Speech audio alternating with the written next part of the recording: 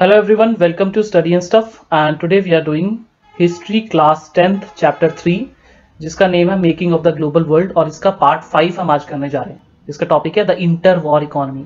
Inter war का क्या मतलब हुआ, देखो 20th सेंचुरी में पहुंच चुके हैं हम, 19th सेंचुरी फिनिश हो गई है, ठीक है। और 19th सेंचुरी जैसे ही फिनिश होगी 20th सेंचुरी स्टार्ट होगी तो दो बड़ी बड़ी वॉर स्टार्ट हो जाएंगी, एक तो फर्स्ट वर्ल्ड वॉर हो जाएगी और एक सेकेंड वर्ल्ड वॉर स्टार्ट हो जाएगी, ठीक है ना। तो वर्ल्ड वॉर 1 और उसके बाद स्टार्ट हो जाएगी वर्ल्ड वॉर 2। तो देखो वर्ल्ड वॉर 1 और वर्ल्ड वॉर 2 के बीच में जो टाइम आएगा ना, ये जो बीच में इसके टाइम है 20 साल के आसपास ये टाइम होगा हमारा, ठीक है ना। तो इस बीच में, इस 20 साल में या इस 20 साल से थोड़ा ज्यादा टाइम हो जाएगा, इसके बीच में इकोनॉमी कैसी होगी इन कंट्रीज, यूरोपियन कंट्रीज के बीच में ट्रेड कैसा होगा, बिजनेसेस कैसे होंगे, ये सारी चीजों के बारे में अब हम स्टडी करेंगे। Very very important topic. अगर आपने इसके पहले की वीडियोस नहीं देखी हैं तो एक बार आप नीचे डिस्क्रिप्शन में चले जाओ या फिर ऊपर यहाँ पे आई बटन में आप चले जाना, यहाँ पे आपको वीडियोस मिल जाएंगी, वीडियोस के लिंक मिल जाएंगे। उन सारे first part, second part, third part, fourth part, उन सब वीडियोस को देखो, उसके बाद यहाँ पे आना, तभी आपको ये टॉपिक्स ज्यादा अच्छे से समझ में आएंगे, ठीक है जी। तो चलो स्टार्ट करते हैं। देखो फर्स्ट वर्ल्ड वॉर मेनली कहाँ पे फाइट की गई थी, यूरोप में, लेकिन इसका जो इम्पैक्ट हुआ, इसको जो असर हुआ वो सारी दुनिया ने फील किया। कैसे फील किया, देखो सारी कंट्रीज आपस में कनेक्ट हो चुकी हैं, ग्लोबल वर्ल्ड की हम बात कर रहे हैं, ठीक है ना जी। It plunged the first half of 20th century into a crisis that took over 3 decades to overcome. भाई 30 साल से ज्यादा लग जाएंगे, ये जो 20 साल के बीच बीच में जो भी नुकसान होगा, दो वर्ल्ड वॉर से जो भी नुकसान होगा यूरोप में, उससे पूरी दुनिया को उभरने में और स्पेशली यूरोप को उभरने में 30-40 साल लग जाएंगे आराम से, ठीक है ना जी। देखो वॉर टाइम ट्रांसफॉर्मेशंस कौन कौन से हुए, जब ये जंग छिड़ी हुई थी first world war, second world war, उस टाइम पे ट्रांसफॉर्मेशंस क्या हुई, इन कंट्रीज में क्या क्या बदलाव हुए। तो पहले फर्स्ट वर्ल्ड वॉर की बात करते हैं। देखो दो ग्रुप्स थे जो आपस में फाइट कर रहे थे, एक तो थे एलाइज, ठीक है ना जी, दूसरी थी सेंट्रल पावर्स। देखो एक तो थी एलाइज, एक थी सेंट्रल पावर्स। तो एलाइज कौन कौन से थे, ब्रिटेन था, फ्रांस था, रशिया था, बाद में यूएस भी ज्वाइन कर लेगा इस ग्रुप को। और सेंट्रल पावर्स में कौन कौन सी कंट्रीज थी, जर्मनी था, ऑस्ट्रो हंगरी एम्पायर होगा, और ऑटोमन एम्पायर जो टर्की था उस टाइम पे, है ना, बहुत बड़ा एम्पायर था इनका भी। तो ये 3 कंट्रीज होंगी। देखो ये कंट्रीज आपस में क्या सोच रही थी, अगस्त 1914 में ये लड़ाई स्टार्ट हुई, ये सोच रहे थे कि क्रिसमस तक लड़ाई खत्म हो जाएगी, दिसंबर तक, लेकिन ये लड़ाई मोर देन 4 years तक चलेगी, 4 साल से ज्यादा ये लड़ाई चली। तो उस टाइम पे क्या हुआ हम देखते हैं। देखो the first world war was a war like no other before.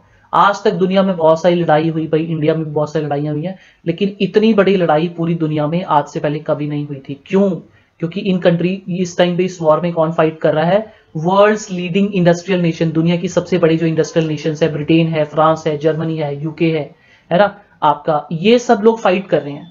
तो इंडस्ट्रियल नेशन है, इंडस्ट्रियल डेवलपमेंट हो चुकी है यहाँ पे, और इससे इंडस्ट्रियल डेवलपमेंट से इन्होंने क्या किया है, क्या हार्नेस किया है, vast powers of modern industry. इन्होंने मॉडर्न इंडस्ट्री की पावर्स को, मशीन्स को यूज करके जितना ज्यादा हो सके ग्रेटेस्ट पॉसिबल डिस्ट्रक्शन इन्होंने अपने एनिमीज पे इन्फ्लिक्ट करने की कोशिश करी। इन्होंने कोशिश की ज्यादा से ज्यादा अपने दुश्मनों को हम नुकसान पहुंचा पाए। 1 मार्क का आपका एक क्वेश्चन बनता है, फर्स्ट वर्ल्ड वॉर को the first modern industrial war भी बोला जाता है। 1 मार्क के लिए याद रखना, दुनिया की सबसे पहली मॉडर्न इंडस्ट्रियल वॉर। क्यों, क्योंकि इंडस्ट्री के प्रोडक्ट्स बहुत सारे इसमें यूज किए गए थे। क्या क्या था भाई, सबसे पहली बार दुनिया में मशीन गन्स यूज हुई, टैंक्स यूज हुए, एयरप्लेन्स भी नए नए बने थे फर्स्ट वर्ल्ड वॉर के टाइम पे, तो वो भी बहुत ज्यादा यूज किए गए। केमिकल वेपन्स यूज किए भाई, बहुत ज्यादा मैसिव स्केल में, बहुत ही ज्यादा स्केल में यूज किए। टू फाइट द वॉर, ये लड़ाई फाइट करने के लिए millions of soldiers had to be recruited from around the world. भाई लाखों करोड़ों सोल्जर्स पूरी दुनिया से बुलाए गए ये यूरोप की लड़ाई फाइट करने के लिए, ठीक है ना। पूरी दुनिया के सोल्जर्स यूज हुए इस प्रोसेस में। आप देखो कहां से, देखो अब कैसे यूज होंगे ये चीजें, देखो, और इनको मूव कैसे किया गया फ्रंट लाइंस तक, लड़ाई के मैदान तक कैसे इनको पहुंचाया गया, बड़ी बड़ी शिप्स में, ट्रेन में बैठा के पहुंचाया गया। अब देखो इतने सारे सोल्जर्स, अब देखो इतने सारे सोल्जर्स कैसे आएंगे इनके पास, मिलियंस लाख सोल्जर्स कैसे आ जाएंगे इनके पास। देखो हमने देखा था थर्ड वीडियो में कि अफ्रीका का सारा कॉन्टिनेंट है, अमेरिकाज हैं, ये सारे इलाके भी यही यूरोप की कंट्रीज कंट्रोल करती हैं, है ना जी। तो इन कंट्री के लोगों को भी जबरदस्ती अपनी वॉर में घसीटेंगे, वहां के लोगों को भी सोल्जर्स बना के अपनी लड़ाई लड़वाएंगे। सबसे ज्यादा दुनिया में उस टाइम पे नुकसान हुआ था, सबसे ज्यादा डेथ्स फर्स्ट वर्ल्ड वॉर में कितनी हुई, 9 मिलियन डेड। भाई 90 लाख सोल्जर मरे थे फर्स्ट वर्ल्ड वॉर में, एंड 20 मिलियन इंजर्ड। 20 मिलियन का मतलब क्या है, 2 करोड़ के आसपास लोग इंजर्ड हुए थे। और देखो इंजर्ड का मतलब क्या हुआ, मतलब थोड़ी बहुत खरोचे स्क्रैचेस लगे थे, नहीं, किसी की टांग टूट गई, किसी की बाजू टूट गई, सोच के देखो कोई अंधा हो गया, तो इतना ज्यादा नुकसान हुआ। ठीक है। और इस टाइम पे आप देखोगे तो इतनी बड़ी अमाउंट में लोगों का मरना ये दुनिया में फर्स्ट टाइम हुआ था, ठीक है ना जी। और देखो क्या हुआ था, सबसे खतरनाक जो बात हुई थी वो ये थी कि most of the killed and maimed were men of working age. भाई वर्किंग एज क्या होती है, 15 साल से लेके 59 ईयर्स या 60 ईयर्स तक, और कुछ कुछ जगह पे मेंशन होता है 65 ईयर्स तक की एज होती है जब आप काम कर सकते हो, वर्क कर सकते हो, जॉब कर सकते हो, आप एबल होते हो, ठीक है ना जी। तो बहुत सारे आदमी जो होंगे, जवान लड़के होंगे, है ना, वो सब वॉर में मर जाएंगे, वर्किंग एज के लोग। अब जब वर्किंग एज के लोग कंट्री में मर जाएंगे, फैमिलीज में मेल्स नहीं बचेंगे जो काम करते हैं बाहर जाके। ऐसा सिस्टम होता था पहले फैमिलीज में कि मेल्स बाहर जाके जॉब करते थे, काम करते थे, और जो फीमेल्स होती थी वो घर का काम ही करती होती थी, बच्चों को देखती थी। यही सब सिस्टम पहले चलता था, है ना जी। तो आप देखो वर्किंग एज के सारे मेल क्या होंगे, वो मर जाएंगे वॉर्स में जाके। तो क्या होगा, वर्कफोर्स कम हो जाएगी, फैक्ट्रीज में काम करने के लिए लोग कम हो जाएंगे, फैमिली में हाउस होल्ड इनकम रिड्यूस हो जाएगी, कमाने वाला कोई नहीं बचेगा। इस टाइम पे कौन करेगा फिर काम, women stepped into undertake jobs that were earlier only men were expected to do. भाई इस टाइम पे जो वेमेन है यूरोप की, वो फैक्ट्रीज में जाके काम करना स्टार्ट कर देंगी, वो खेतों में जाके काम करना स्टार्ट कर देंगी। ये जो इतने सारी चीजें बन रही हैं आप देख सकते हो यहाँ पे, है ना, आप इस पिक्चर में देख सकते हो बॉम्ब वगैरह बनाए जा रहे हैं, टैंक्स का गोला बारूद बनाया जा रहा है। ये सब कौन बनाएंगे, भाई फीमेल्स भी काम करेंगी फैक्ट्रीज में जाके। दिख रहा है यहाँ पे पीछे, जहां से देखने की कोशिश करो इस पिक्चर में, ये देखो यहाँ पे फीमेल्स भी काम कर रही हैं। तो भाई गोला बारूद कौन बना रहा है, फीमेल्स भी काम करेंगी। तो वेरी वेरी बेस्ट एग्जांपल, बहुत अच्छा एग्जांपल है हमारे सामने कि देखो फीमेल्स ने भी मेल्स के साथ बराबर आके उन्होंने फैक्ट्रीज में काम करना स्टार्ट किया और अपने राइट्स के लिए फाइट भी किया। इन्होंने प्रूफ किया कि हाँ भाई हम भी मेल से कम नहीं है, तब जाके इन लोगों को राइट्स मिलेंगे आगे जाके, आप देखना, ठीक है ना जी। During war industries were restructure to produce war related goods. भाई मान लो कोई स्कूटर बनाने वाली कंपनी है, कोई कार बनाने वाली कंपनी है, लेकिन वॉर के टाइम पे आपको क्या चाहिए, आपको चाहिए गन्स, आपको चाहिए टैंक्स। तो इंडस्ट्रीज बहुत सारों को रीस्ट्रक्चर करना पड़ा। कोई कार बनाता तो उनको बोला अरे भाई कार छोड़ो, टैंक बनाओ, तुम्हें सिखाएंगे कैसे बनानी है, बॉम्ब्स बनाओ। ये सब चीजें बनाई गई क्योंकि वॉर के टाइम पे जिस चीज की रिक्वायरमेंट ज्यादा होती है उसी की इंडस्ट्री को डेवलप किया जाता है ना जी। This war led to the snapping of economic links between some of the world's largest economic powers, which were now fighting each other to pay for them. देखो जैसे यूके है, फ्रांस है, Germany है, आपस में ये लोग ट्रेड करते होते थे, है ना, लेकिन जब आपस में लड़ने लग जाएंगे तो क्या ट्रेड करेंगे, उस टाइम पे क्या होगा, स्नैपिंग ऑफ इकोनॉमिक लिंक्स। भाई इकोनॉमिक लिंक्स टूट जाएंगे, ठीक है ना जी।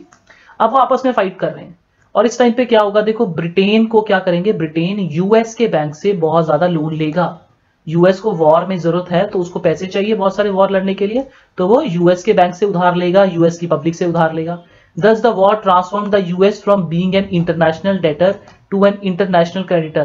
अब देखो क्या होगा, इस टाइम पे हम एक चीज नोट करेंगे, पूरी दुनिया में क्या हो रहा होगा, इस टाइम पे हो रहा होगा ग्रोथ हो रही होगी। किसकी ग्रोथ होगी इस टाइम पे, ग्रोथ ऑफ यूएस। भाई अमेरिका की ग्रोथ होना स्टार्ट हो जाएगी इस टाइम पे। अमेरिका एक पूरी दुनिया की लीडिंग पावर की तरह ग्रो होना स्टार्ट हो जाएगा, ठीक है ना जी। अब यूएसए से लोन लेना स्टार्ट करेंगी कंट्रीज, ब्रिटेन भी यूएस से लोन लेगा और जब वॉर में बाद में दूसरी कंट्रीज हार जाएंगी तो वो भी यूएस से ही लोन लेगी, ठीक है ना जी। तो अब आप किसी को लोन देते हो, बदले में इंटरेस्ट चार्ज करते हो, तो भाई आप तो अमीर हो ही जाओगे ना। In other words the Wars and the US and its citizens owned more overseas assets than foreign governments and citizens owned in the USA. इस टाइम पे क्या होगा, जैसे ही ये वॉर खत्म होगी तो यूएस से अमीर हो जाएगा, यूएस के बैंक्स अमीर हो जाएंगे, यूएस की पब्लिक अमीर हो जाएगी जिन्होंने लोन दे रखे हैं यूके जैसी कंट्रीज को, यूरोप की दूसरी कंट्रीज को। पोस्ट वॉर रिकवरी, इसका मतलब क्या है, पोस्ट वॉर मतलब वॉर के बाद।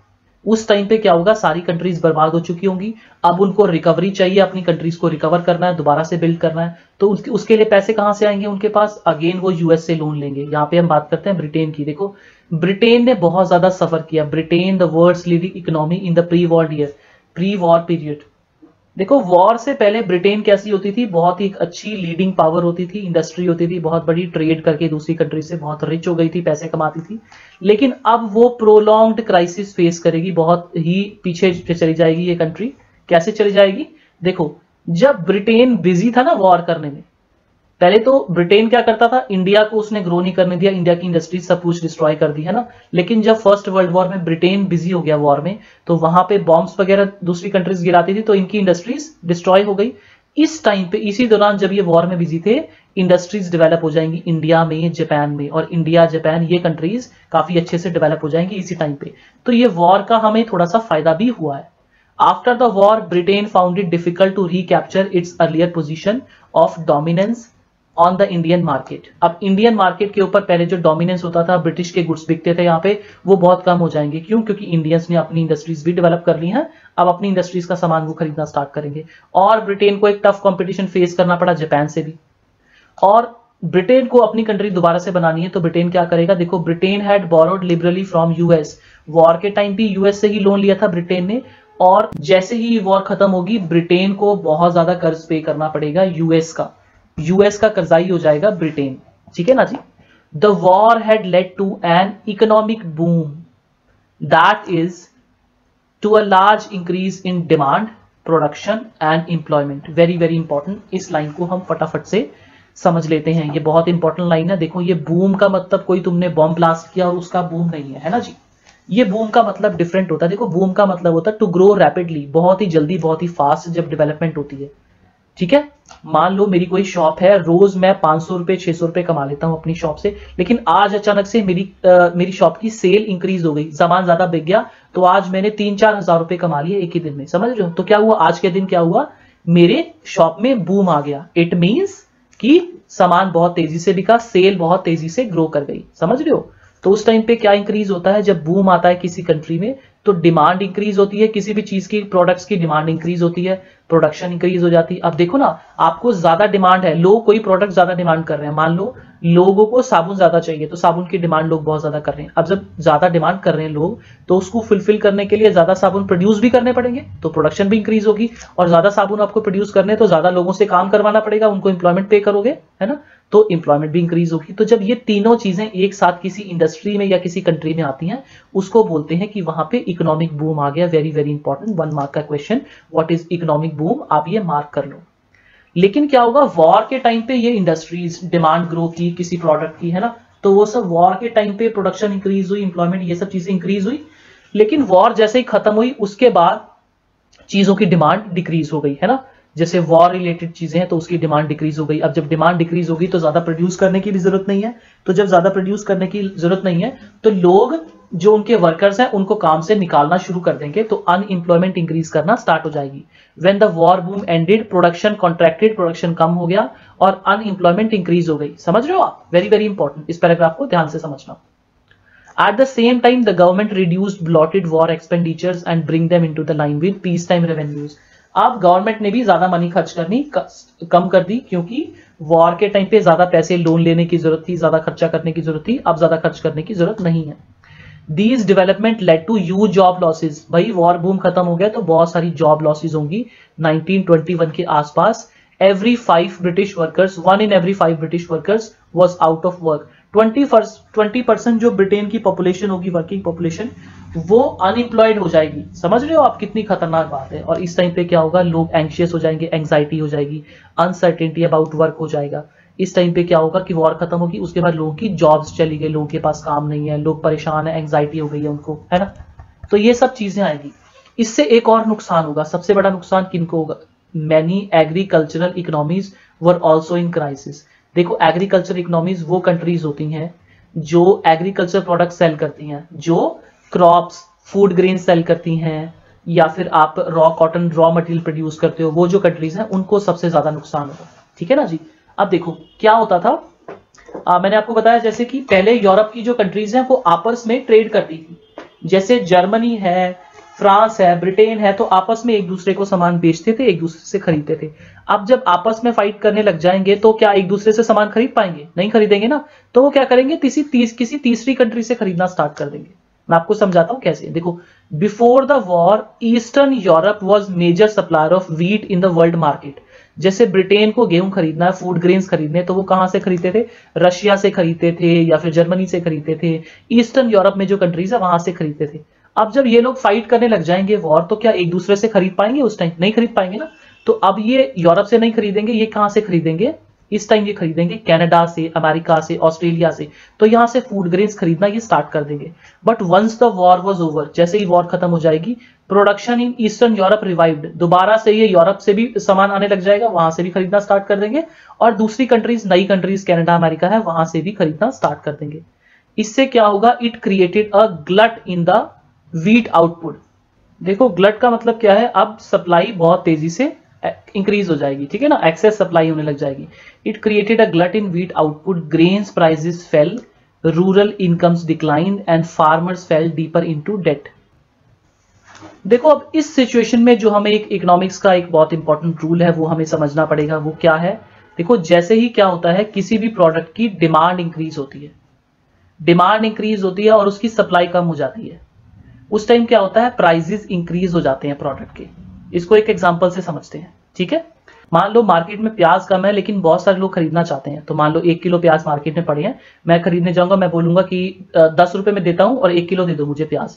फिर दूसरा पर्सन बोलेगा नहीं नहीं 10 रुपए क्यों, प्याज तो मुझे भी चाहिए, प्याज तो 1 ही किलो, मैं खरीद लेता हूं, मैं आपको 20 रुपए पे कर देता हूं दुकान वाले को, समझ रहे हो। फिर तीसरा बंदा आएगा, अरे नहीं नहीं 20 रुपए क्यों, मैं 50 रुपए देता हूं लेकिन प्याज मुझे दे दो, क्योंकि डिमांड है ना, वो प्रोडक्ट तो चाहिए सबको। अब क्या है, जब सामान कम है लेकिन बहुत सारे लोग डिमांड कर रहे हैं, ऐसे में क्या है, ऑटोमेटिकली प्राइसेस इंक्रीज होना स्टार्ट हो जाते हैं। और इसके ऑपोजिट केस क्या होता है, जब किसी चीज की डिमांड कम होती है लेकिन सप्लाई ज्यादा हो जाती है, उस टाइम पे क्या होते हैं, उस प्रोडक्ट के प्राइसेस फेल हो जाते हैं। तो ये जो सेकंड सिचुएशन हम यहाँ पे देख रहे हैं, यही सिचुएशन उस टाइम पे यूरोप में होगी। और इससे क्या हुआ, ग्रेन्स के प्राइसेस रिड्यूस हो गए, रूरल इनकम डिक्लाइन हो गई और फार्मर्स बहुत ही ज्यादा कर्जे के नीचे दब गए। ऐसा क्यों हुआ, देखो जब आपकी चीज सस्ती बिकेगी, ग्रेन्स प्राइसेस फेल, है ना, प्राइसेस सस्ते हो गए, तो क्या होगा, जो फार्मर्स की इनकम थी वो कम हो जाएगी, रूरल इनकम वो भी डिक्लाइन हो जाएगी, और उससे क्या होगा, और ज्यादा हम कर्जे के नीचे दब जाएंगे, ठीक है ना जी। तो ये सारी सिचुएशन हुई थी यूरोप में उस टाइम पे। अब देखो ये तो हमने बात की कि यूरोप ने कैसे प्रॉब्लम फेस की, लेकिन यूएस यूरोप से बहुत दूर था, तो यूएस को ये सारी प्रॉब्लम नहीं फेस करनी पड़ेगी, ठीक है ना, यूएस में ज्यादा प्रॉब्लम नहीं आएगी। In US recovery was quicker, US बहुत दूर था, उस पर ज्यादा फर्क नहीं पड़ेगा इस चीज का, है ना जी। और वैसे भी वॉर के टाइम पे यूएस को तो फायदा ही हुआ था, उसके प्रोडक्ट सब लोग खरीद रहे थे, उससे लोन ले रहे थे, है ना, तो यूएस को तो बेनिफिट हुआ है, तो यूएस तो बहुत जल्दी रिकवर कर जाएगा, यूएस फटाफट से ग्रो करना स्टार्ट कर देगा। अब देखो यूएस बहुत जल्दी कैसे रिकवर कर गया, उसका बहुत बड़ा जो इंपॉर्टेंट फीचर है वो है मास प्रोडक्शन। मास का मतलब होता है बहुत ज्यादा क्वांटिटी में, और प्रोडक्शन का मतलब होता है किसी चीज को प्रोड्यूस करना, ठीक है ना जी। तो one important feature of US economy of 1920 was mass production. Mass production का मतलब है कि आप ज्यादा क्वांटिटी में कोई चीज प्रोड्यूस करो तो वो सस्ती पड़ती है, ठीक है ना जी। अब ये किसने स्टार्ट किया मास प्रोडक्शन, देखो a well known Pioneer, Pioneer वो होता है पर्सन जो पहली बार किसी चीज को शुरू करता है, ठीक है। Well known Pioneer of mass production was the car manufacturer Henry Ford. Ford company है ना जो ऑटोमोबाइल्स वगैरह बनाती है ना, तो वो उसके जो मालिक थे हेनरी फोर्ड, उन्होंने ये एक नया मास प्रोडक्शन का सिस्टम स्टार्ट किया। देखो ही adapted the assembly line of a Chicago slaughter house to his new car plant in Detroit. इन्होंने क्या किया, मास प्रोडक्शन का एक नया सिस्टम बनाया जहां पे उन्होंने असेंबली लाइन बनानी शुरू करी, ठीक है जी। अब असेंबली लाइन क्या होती है वो हम देख लेते हैं। ये जो आप इस पिक्चर में देख रहे हो ना, ये एक असेंबली लाइन है, ये आपको दिख रही है बिल्कुल, ये पूरी एक लाइन जा रही है, और इस लाइन में क्या होता है, एक के बाद एक कारें खड़ी हुई हैं, एक कार है, फिर उसके बाद दूसरी कार है, फिर तीसरी है, ये ऐसे लाइंस में खड़ी हुई हैं। इसमें क्या होगा, यहाँ पे एक वर्कर खड़ा होगा, वो क्या करेगा, फटाफट टायर फिट कर देगा। दूसरा वर्कर यहाँ पे खड़ा होगा, वो क्या काम करेगा, वो कोई और मशीनरी वाला पार्ट जैसे नट टाइट करने हैं वो कर देगा। तीसरा पर्सन आगे खड़ा होगा, वो क्या करेगा, वो ये लाइट्स फिट कर देगा। चौथा पर्सन होगा, वो स्टीयरिंग व्हील फिट कर देगा। ऐसे धीरे धीरे करते हुए पर्सन काम करेंगे, एक पर्सन को एक ही तरह का काम करना पड़ेगा। अब देखो इस सिस्टम में क्या होता है, अगर आप ये समझो कि एक पर्सन है, उसको ये पूरी कार बनानी है, टायर भी उसको फिट करने, लाइट्स भी उसको फिट करनी है, स्टीयरिंग भी, पूरी कार उसी पर्सन को बनानी है, तो बताओ उसे ज्यादा टाइम लगेगा या फिर एक ही तरह का काम उसको बार बार करना है, सिंपल काम उसको टास्क रिपीट करना, तब काम जल्दी से होगा। मान लो एक पर्सन है, उसको सिर्फ टायर ही फिट करने और कोई काम नहीं करना, सिर्फ टायर फिट करने, एक पर्सन को सिर्फ लाइट्स फिट करनी है ना। अब वो पर्सन बार बार सिर्फ लाइट्स ही फिट करता जाएगा नई नई कारों में, तो काम फास्ट होगा, या फिर पूरी कार बनाएगा तब फास्ट होगा। अगर हम एक ही टास्क रिपीटेटिवली बार बार करते हैं तो काम जल्दी से होगा। ये नया मेथड बनाया था हेनरी फोर्ड ने। देखो assembly line method would allow a faster and cheaper way of producing vehicle. Assembly line method से क्या हुआ, जो भी चीजें बनाते थे, कारें बनाते थे, वो बहुत फास्ट बनती थी और बहुत चीप मैनर में बनती थी, बहुत सस्ते में बन जाती थी। कैसे बनती थी देखते हैं। देखो the assembly line forced workers to repeat a single task mechanically and continuously, such as fitting a particular part of the car at a pace dictated by the conveyor belt. Conveyor belt का मतलब क्या होता है, देखो ये जो cars move कर रही है ना आगे, एक ये बेल्ट के ऊपर मूव कर रही है ना जी, और वो मशीन से चलाएंगे तो वो मशीन से चल सकती हैं, स्पीड डिसाइड होगी कि कितनी देर में उस बेल्ट को फास्ट मूव करना है, स्लो मूव करना है, ठीक है। इस असेंबली लाइन मेथड से क्या हुआ, इस असेंबली लाइन मेथड ने वर्कर्स को फोर्स कर दिया फटाफट एक ही काम को, सिंगल टास्क को रिपीट करने के लिए कंटिन्यूअसली, है ना जी। और इससे क्या होगा, स्पीड आप इंक्रीज कर सकते हो, एक ही काम अगर आपको बार बार करना है तो आपकी स्पीड भी बहुत इंक्रीज हो जाएगी, ठीक है ना जी। और this way was a way of increasing the output per worker by speeding up the pace of work. इसमें क्या करते थे, जितनी आप कन्वेयर बेल्ट की स्पीड बढ़ाओगे उतनी स्पीड से वर्कर को काम करना पड़ेगा, ठीक है ना जी। Standing in front of conveyor belt no worker could afford to delay the motion. भाई बेल्ट आगे मूव कर जाएगी, कार आगे मूव कर देगी, आपके पास पर्टिकुलर टाइम है, उसी में आपको फटाफट से वो काम करना है, नट फिट करना है या लाइट्स फिट करनी है, सिंगल टास्क रिपीट करना है। अगर आप टाइम पे नहीं करोगे तो वो कार आगे चली जाएगी दूसरे वर्कर के पास जिसको दूसरा काम करना है।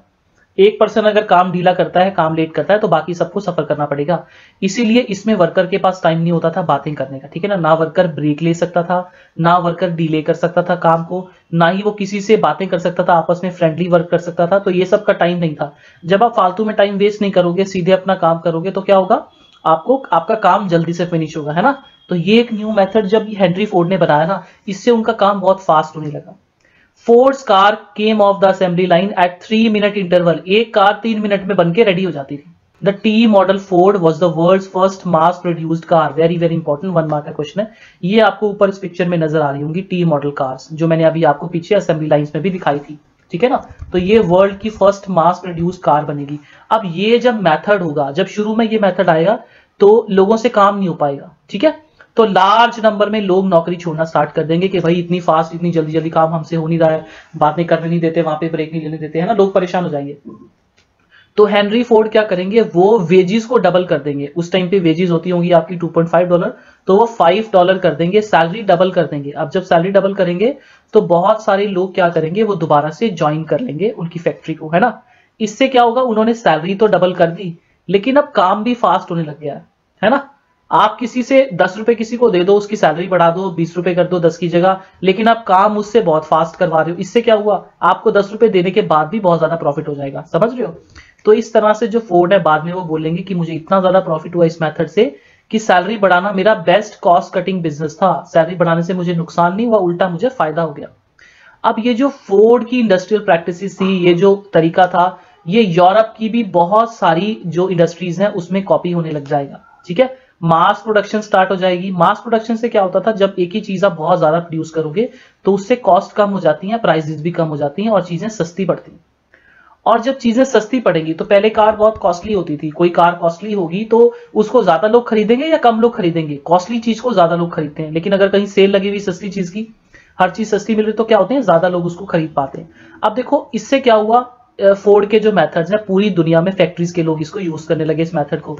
इससे क्या हुआ, देखो ज्यादा लोग वर्कर काम करेंगे, उनको सैलरी अच्छी मिलेगी, तो क्या होगा, हायर वेजेस, लोग ज्यादा पैसे कमाने स्टार्ट कर देंगे, ठीक है। और लोग जब ज्यादा पैसे कमाएंगे तो ज्यादा लोग बड़ी बड़ी चीजें खरीद पाएंगे, जैसे अब ज्यादा लोग कार खरीद पाएंगे, ठीक है ना।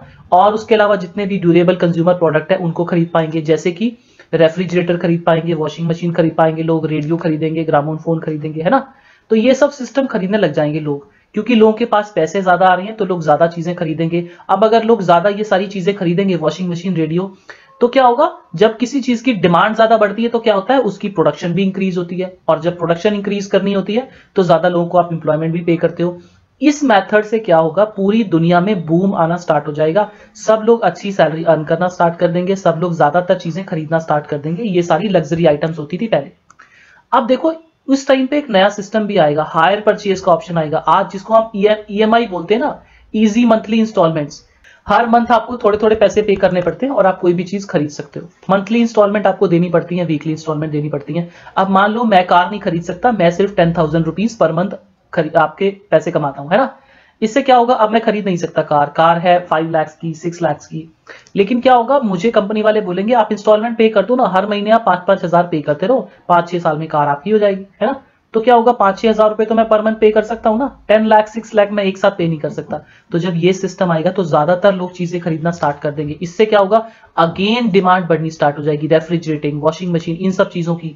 इससे क्या होगा, बूम आ जाएगा हाउसिंग कंस्ट्रक्शन वगैरह में भी, हाउस ओनरशिप में भी। हर चीज लोग किराए पे लेना, लोन से लेना स्टार्ट कर देंगे। सारी चीजें लोग लोन से लेना स्टार्ट कर देंगे। लोन ले लो, हर महीने इंस्टॉलमेंट पे करते रहो और आप कोई भी चीज खरीद सकते हो, कार भी खरीद सकते हो, घर भी खरीद सकते हो। देखो ये सारी चीजें जब आएंगी तो यूएस प्रॉस्पर करेगा बहुत ज्यादा, यूएस की बहुत ग्रोथ होगी। क्यों? क्योंकि ये सारी चीजें यूएस से ही स्टार्ट की हैं। और यूरोप की भी जो कंट्रीज हैं वो सारी की सारी भी यूएस से लोन लेने के बाद ही ग्रो कर रही हैं। तो बीच में क्या होगा, देखो शुरू में तो लोगों को लगेगा कि ज्यादा इंप्लॉयमेंट इंक्रीज हो रही है, प्रोडक्शन ज्यादा करना है, सारे लोगों को जॉब्स भी मिल रही हैं, इनकम इंक्रीज हो रही है, कंजम्पशन इंक्रीज हो रही है ना, इन्वेस्टमेंट इंक्रीज हो रही है, सब चीजें इंक्रीज हो रही है। शुरू में तो लोग खुश होंगे, लेकिन ये जो सपना है उनका वो टूट जाएगा। 1929 तक क्या होगा, वर्ल्ड डिप्रेशन में चला जाएगा एकदम से। ये सारी चीजें सब कुछ जब आप लोन लेके कर रहे हो तो ज्यादा टाइम तक सस्टेन नहीं कर पाओगे, और इससे क्या होगा, लोग डिप्रेशन फेस करेंगे। अब ये डिप्रेशन क्या होता है वो हम नेक्स्ट वीडियो में पढ़ते हैं। इस वीडियो में इतना ही, मिलते हैं आपको नेक्स्ट वीडियो के साथ। तब तक के लिए take care and bye bye. Subscribe कीजिए हमारे चैनल को और नए नोटिफिकेशंस पाने के लिए बेल आइकन को प्रेस कर दीजिए।